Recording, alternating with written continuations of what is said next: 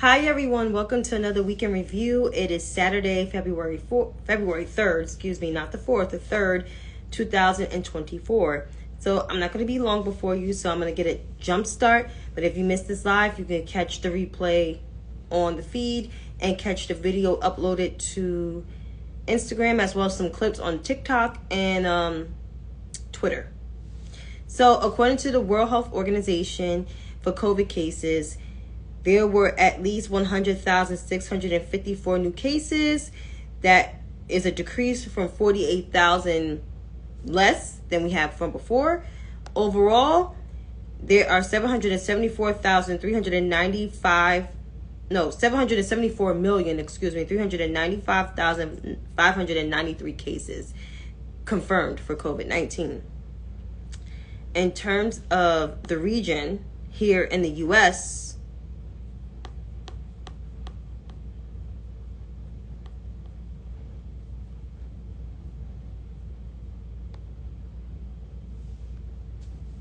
there were at least 93,260 new cases. That's an uptick of 16,000 new cases. But overall, there is still over 100 million confirmed cases. It's still over 103, even though the United States have not been counting the cases, but our cases here are going up.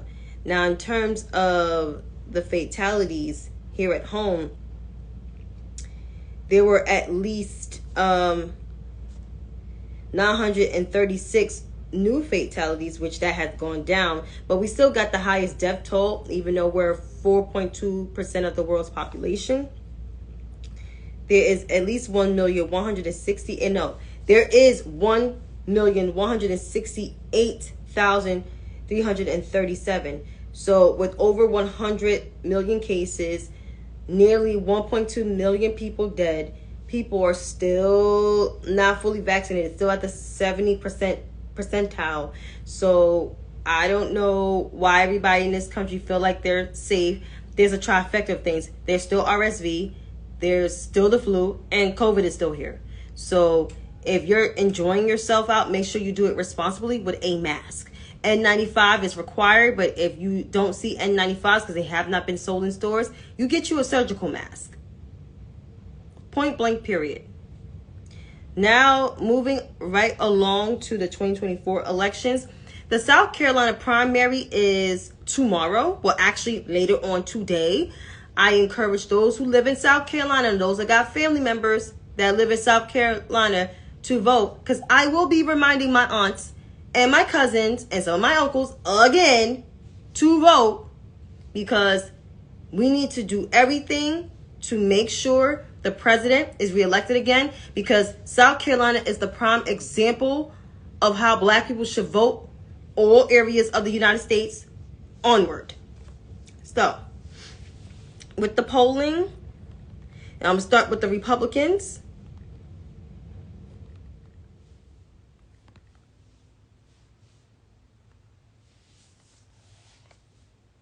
According to 538, polling in South Carolina,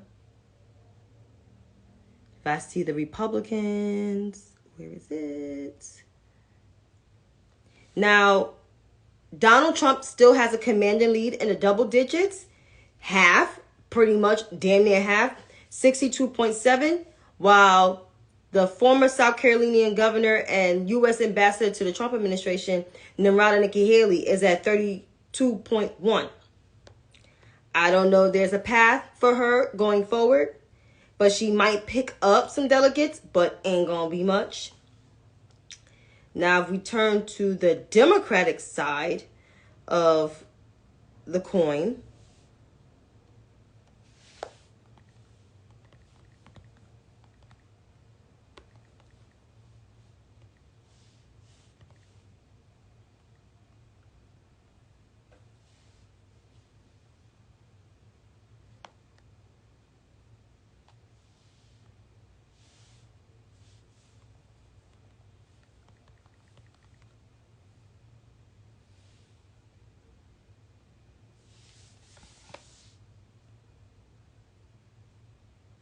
trying to find the polling for the president.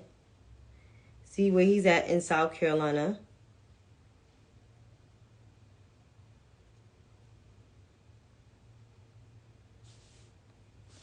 Oh, 538.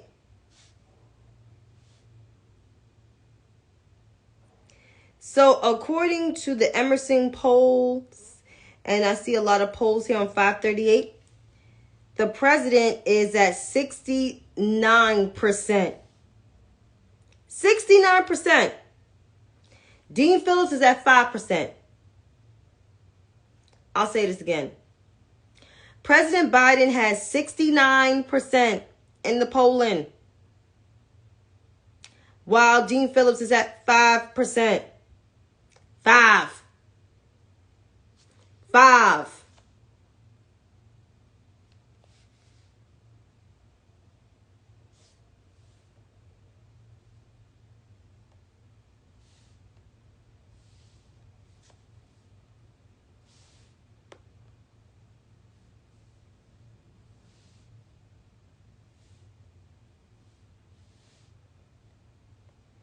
They don't even have Marianne Williamson in here.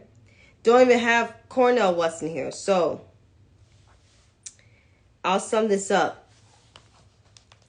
So the guy that's supposed to, the two old white men that's in the race that people don't want, they're polling at high numbers.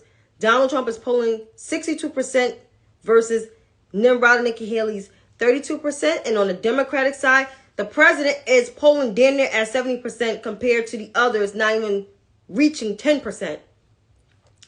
So I'm saying all of this to folks, in the Beltway media that the two old white guys, it's going to be a Trump versus Biden rematch. It's going to be a lot harder. I see there's people that's caping for that bump, but we're going to get into that later. But I want to say this to the Beltway media. This is my message to y'all. You guys are not the American voters. You're not even part of the vast majority of people that vote in this country. Some of you guys identify as independents. I don't know if you're dim-leaning or socially conservative. I actually don't care. But I want to say this. South Carolina, they're going to pick both men. They're going to pick that bum for the Republican side and the president on the Democratic side. So all those folks in the race, they don't have a chance. Nimrata don't have a chance on the Republican side. And on the Democratic side, Phillips, Williamson, Kennedy, and even West have no chance. They're not even passing through 5%. So therefore, I am sorry that you're not getting your fever dream, that the governors y'all want that don't have no experience with foreign policy or any type of policy that deals with the vast majority of Americans are not y'all top contenders. So therefore, like it or lump it. And speaking of South Carolina, Nimrata Nikki Haley, former U.S. ambassador and former South Carolina governor, was on the Breakfast Club this week, basically not being challenged on any of the things that she has said. I would like to do a compare and contrast because I think it's feasible.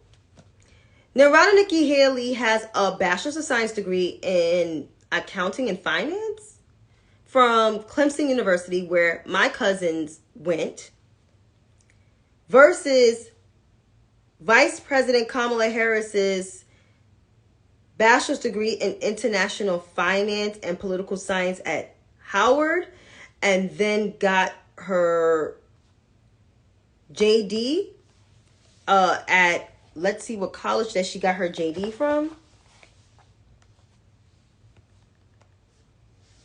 Let's see.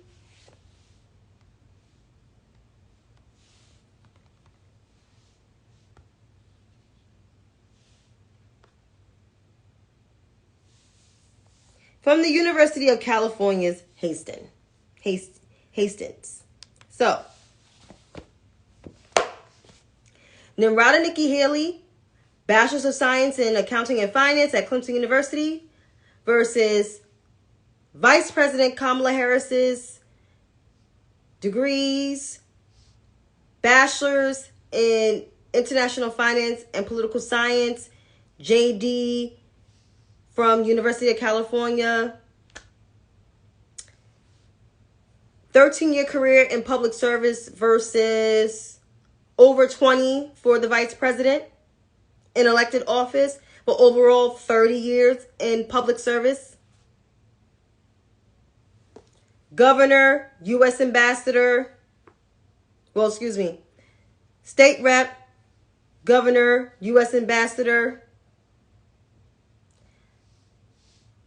district attorney, California AG, junior senator of California in the U.S. Senate, vice president.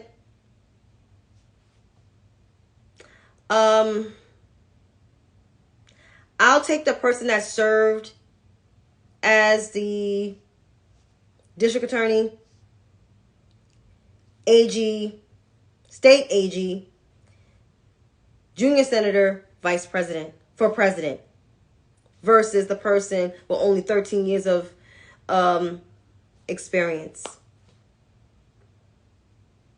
And to keep it real, Nimrata should have questioned her former boss's experience, which he had no experience in politics at all, nor policy. Can't even read or articulate policy.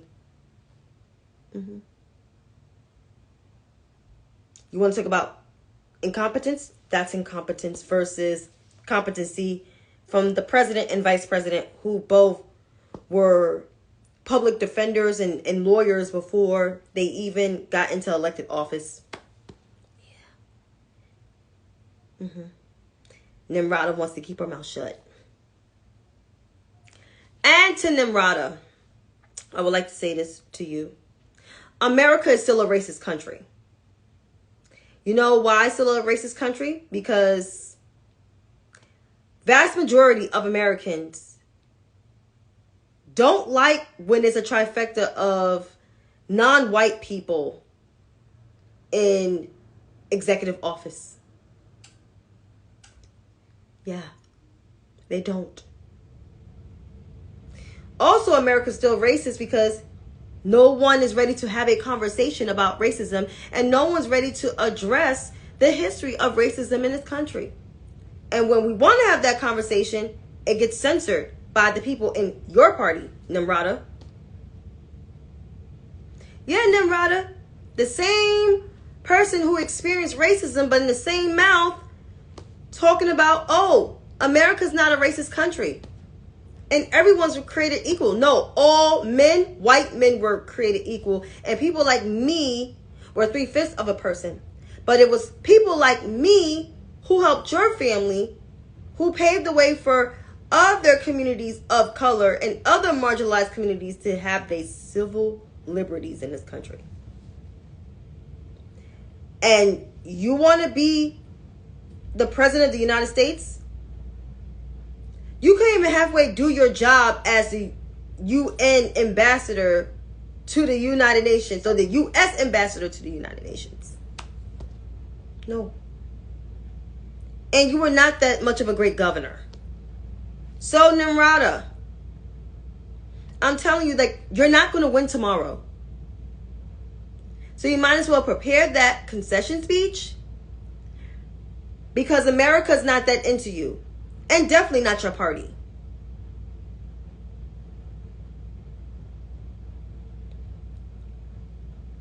But I want to draw my attention to Dean Phillips again. Dean, I think you should drop out. Because most of the black areas don't know you and not voting for you. You know who they're going to vote for? The president. Despite all the polling and all everything that's going on, they're going to vote for Joe Biden, because this country still needs Joe Biden and Kamala Harris. Because why? Because we're still divided. We're divided because people like me showed up in 2020 to vote them in. And there were other folks on the other side that was trying to toss out our ballots in different areas of the country. including the same state that you're on the ballot for. Yes. Try to toss the people votes out in Wisconsin. And the crazy part is, Wisconsin is not going to vote for you. They're going to vote for Joe Biden. It's bringing jobs there. What are you bringing? You have nothing to run on, sir. So enjoy the little moments that you still have left in politics, because after this year, you're done. You're done. Nobody's ever going to talk about you ever again. You will be a commentator on television. I see that happening for your future. But I want to address two groups of voters. I'm going to start with young voters under 40. Millennials and Gen Z. You not voting for the president because you don't like his stance in the Israel and Hamas conflict, you will see a greater threat happening in this country, because it's already festering, and it's coming from the GOP. If you think we were better off with Trump, despite all the stuff that he has done, you haven't seen anything yet of what this man is going to do in the Republican Party. He's setting a dangerous precedent. But if you want to sit at home and not vote, and or vote third party, or I should switch it around, if you want to vote third party and sit at home, Donald Trump will be in that people's house again, using and abusing, making money off of it, and messing up the tax codes even further with the GOP in the House and Senate. You will have no student loans canceled. The ACA will be gone forever. And DACA baby overturned. So you pick your poison of what you want to do. Because I know I'm voting for the president. The same president y'all call Genocide Joe. I'm voting for that guy. And FYI, he's not creating a genocide. It's the GOP that's festering a genocide. Now, on to the white women. Yes, I'm talking to you. And even white men alike that are liberal. Some of y'all are talking about, oh, why we're having another Donald Trump and Biden rematch. When you have a successful president, Joe Biden, I ain't talking about that bump, but I'm going to talk about Joe Biden. When you have a successful president that passed the American Rescue Plan, that lifted 50% of children out of poverty, that created the biggest infrastructure bill in history with a Jobs Act that addressed a baby food formula shortage, that is canceling student loan debt out the wazoo, appointing more judges, black women judges, to the court more than ever, and doing other successful things, I will run again too, no matter what the age is. Yes, he may be the oldest president in history, but guess what? He's sharp right here. You know who's not sharp? That guy on the other side. And that guy is presumed to be the GOP nominee. So y'all fever dream of a Gretchen Whitmer or a Gavin Newsom and J.B. Pritzker's presidency, it's not going to happen. And even 2028, that might not even happen either. Because I want my next president to have foreign policy experience and that knows policy from a national standpoint, not by their state. The last time a governor was straight elected to president, you know what happened? It was a hot mess, and we're still dealing with that. And that's Ronald Reagan. Because he had no foreign policy experience at all. And he messed up our foreign policy experience, to be quite honest, and messed up the almost two-state solution that was about to be handled by President Jimmy Carter, he messed that up. So y'all are going to blame Joe Biden for this conflict? No, you need to blame that man, Ronald Wilson Reagan.